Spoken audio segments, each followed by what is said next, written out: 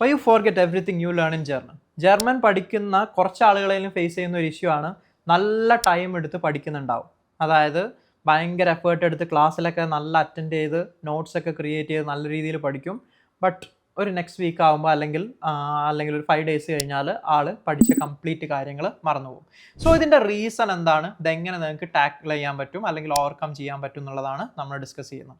Firstly നിങ്ങൾ മനസ്സിലാക്കേണ്ടത്, language learning start ചെയ്യുന്ന സമയത്ത് തന്നെ ആളുകളുടെ ഒരു മിസ്കൺസെപ്ഷനാണ് അല്ലെങ്കിൽ ആളുടെ ഒരു തെറ്റിദ്ധാരണയാണ്, ലാംഗ്വേജ് എന്ന് പറഞ്ഞു കഴിഞ്ഞാൽ നമ്മളത് ടെക്സ്റ്റ് ബുക്ക് എടുത്തിട്ട് വായിച്ചിട്ട് ബൈഹേർട്ട് ചെയ്യേണ്ട ഒരു കാര്യമാണെന്നുള്ളത്. ആദ്യം ഈ ഒരു ഫാക്ടർ നിങ്ങൾ മനസ്സിലാക്കുക. ലാംഗ്വേജ് പഠിക്കേണ്ടത് അങ്ങനെയല്ല, ലാംഗ്വേജ് എപ്പോഴും പ്രാക്ടിക്കൽ നോളജിലാണ് നിങ്ങൾ പഠിക്കേണ്ടത്.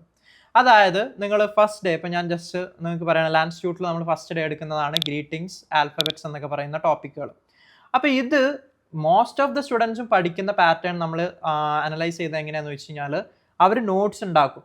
Okay, alphabets A to Z, പിന്നെ അഡീഷണൽ വരുന്ന ഇത് ഇവർ വീട്ടിൽ പോയിട്ട് പഠിക്കുന്ന രീതി എന്ന് പറയുന്നത് ബുക്ക് എടുത്തിട്ട് A, B, C, D repeat ചെയ്യാണ്. അതായത് ബൈഹേർട്ട് ചെയ്യാൻ നോക്കുകയാണ്. A എന്നതിന് A, B എന്നുള്ളതിന് B. ഇതല്ല ശരിക്കും ലാംഗ്വേജ് പഠിക്കുമ്പോൾ നിങ്ങൾ ചെയ്യേണ്ടത്. നിങ്ങൾ ലാംഗ്വേജ് പഠിക്കുമ്പോൾ ചെയ്യേണ്ടതെന്ന് വെച്ച് കഴിഞ്ഞാൽ A to Z വരെ ഉള്ളത്, ഞാൻ എക്സാമ്പിൾ ആയിട്ട് പറയണം, ആൽഫബറ്റ്സ് എന്നുള്ള ടോപ്പിക്കാണ് നിങ്ങൾ പഠിക്കുന്നതെങ്കിൽ ജസ്റ്റ് 2-3 minutes ആണ് നിങ്ങളത് ബൈഹേർട്ട് ചെയ്യേണ്ടത്. A എന്നുള്ളത് A ആണ്, B എന്നുള്ളത് B ആണ്. അതിൻ്റെ ശേഷം നിങ്ങളത് സ്റ്റോപ്പ് ചെയ്തിട്ട് ആക്റ്റീവ് ലേണിങ്ങിലോട്ട് പോകണം. അതായത് നിങ്ങളൊരു വാക്ക് എടുക്കുക, ഫോർ എക്സാമ്പിൾ ഇപ്പം ആപ്പിൾ എന്ന് പറയുന്ന വാക്ക്, എന്നിട്ട് അതിനെ സ്പെല്ല് ചെയ്യാൻ നോക്കണം.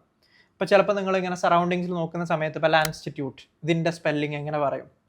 അപ്പോൾ ഇതാണ് ആക്റ്റീവ് ലേണിംഗ്. ഇത് നിങ്ങൾ കണ്ടിന്യൂസ് ആയിട്ട് കൊണ്ടുപോകണം. ഓക്കെ, നിങ്ങളുടെ ഡെയിലി ലൈഫിൽ നിങ്ങൾ എത്രയോ വേർഡ്സ് നിങ്ങളുടെ ചുറ്റും കാണുന്നുണ്ട്. അതൊക്കെ നിങ്ങൾ എന്ത് ചെയ്യണം? ആൽഫബറ്റ്സ് പഠിച്ച ഒരാളാണെങ്കിൽ സ്പെല്ല് ചെയ്ത് നോക്കണം.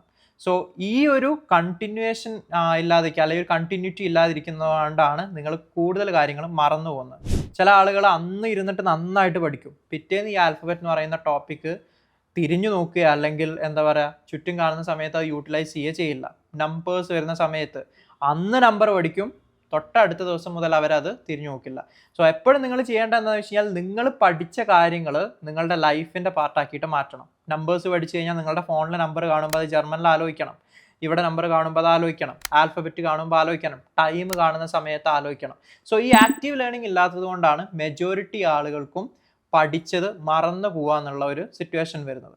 ഇനിയിപ്പോൾ നിങ്ങൾ വൊക്കാബാണ് പഠിക്കുന്നതെങ്കിൽ ഇവരെന്ത് ചെയ്യും? ഈ വൊക്കാബ് സ്ട്രെസ് ചെയ്തിട്ട് പഠിക്കും. ഫോർ എക്സാമ്പിൾ ഇപ്പോൾ ഫുട്ബോൾ എന്നുള്ളത് ഫുസ്ബാൾ എന്നുള്ള വാക്ക്, ഫുട്ബോളിന് ഫുസ്ബാൾ ഇങ്ങനെ ബൈഹേർട്ട് ചെയ്യല്ല നിങ്ങൾ വേണ്ടത്.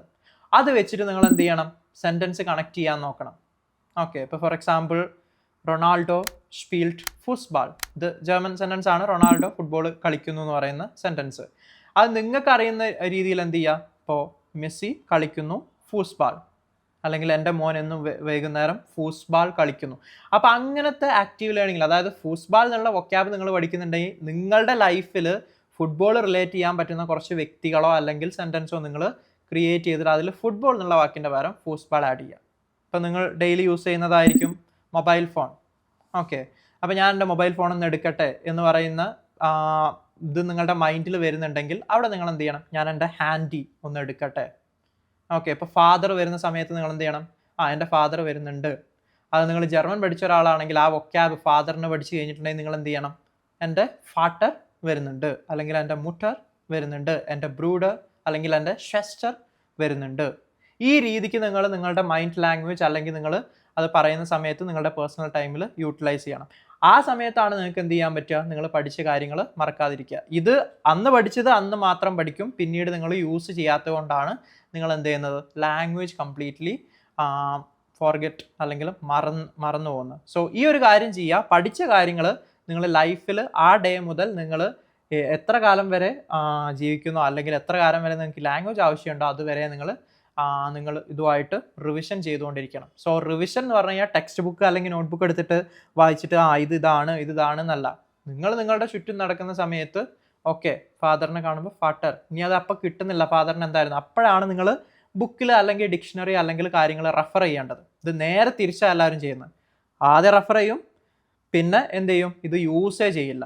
അപ്പം അങ്ങനെ ചെയ്യരുത്. ഇത് ഡെയിലി നിങ്ങൾ കാണുന്ന സമയത്ത് ഞാൻ പറഞ്ഞല്ലോ, ഇങ്ങനെ നോക്കിയിട്ട് കിട്ടാത്തപ്പോൾ റെഫർ ചെയ്യുക, പിന്നീട് അത് പ്രാക്ടീസ് ചെയ്ത് പോവുക. സോ ഇങ്ങനെ ചെയ്യുന്ന സമയത്ത് നിങ്ങൾ ഒരിക്കലും എന്ത് ചെയ്യില്ല? പഠിച്ച കാര്യങ്ങൾ മറന്നു പോകില്ല.